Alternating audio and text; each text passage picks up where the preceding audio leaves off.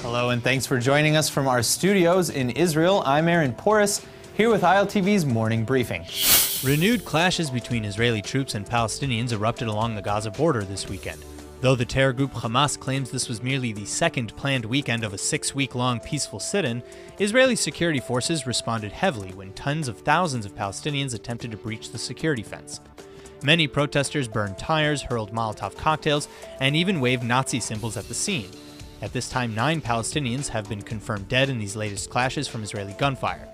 Similar to the outcry last week, the international community has largely slammed Israel for allegedly using excessive and unwarranted lethal force to contain the protests. Israeli leaders, however, tell a very different story, saying the IDF thwarted nothing less than Hamas's attempt to, quote, crush the Jewish state, end quote. Indeed, footage captured at the scene shows many of the demonstrators immediately turning violent, though somewhat scaled down compared to last weekend. One outlier in these latest clashes, however, is the death of a Palestinian journalist at the scene. Yasser Murtaja was killed by an Israeli bullet while covering the protests roughly 100 meters away from the border fence. But Israeli Defense Minister Avigdor Lieberman says that he doesn't know, quote, who is or who isn't a photographer. Anyone who operates drones above IDF soldiers needs to understand that he's putting himself in danger, end quote.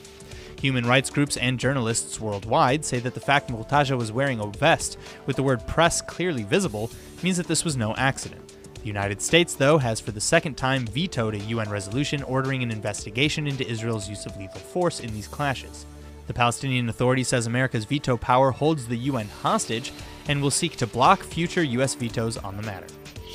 Despite the many accusations of excessive force, IDF forces on the border safely apprehended an unarmed Palestinian man after he illegally crossed the security barrier into Israel from Gaza over the weekend.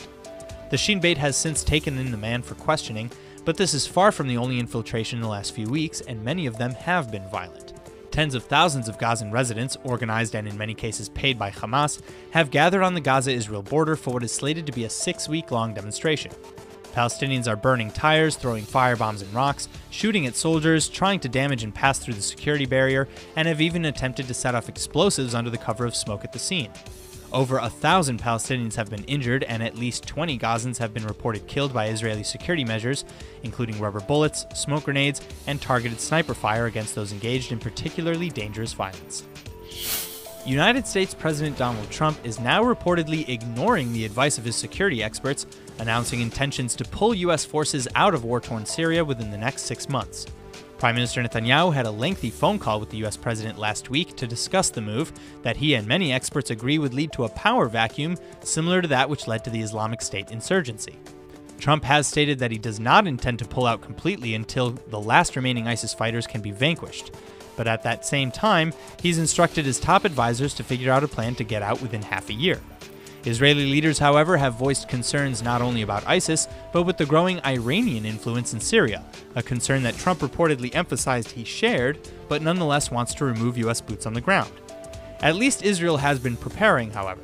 With respect to the loss of America's military presence, Israeli Defense Minister Avigdor Lieberman said he always operated, quote, on the assumption that at the end of the day, Israel has to deal alone with both the northern and southern threats, end quote. He finished saying that he very much appreciated the United States as the only and main strategic partner, but that, quote, we also understand that the U.S. has its own considerations, end quote. What remains to be seen, though, is how this will all play out, as President Trump has yet to submit any formal order or timetable regarding the removal of the 2,000 U.S. troops in Syria.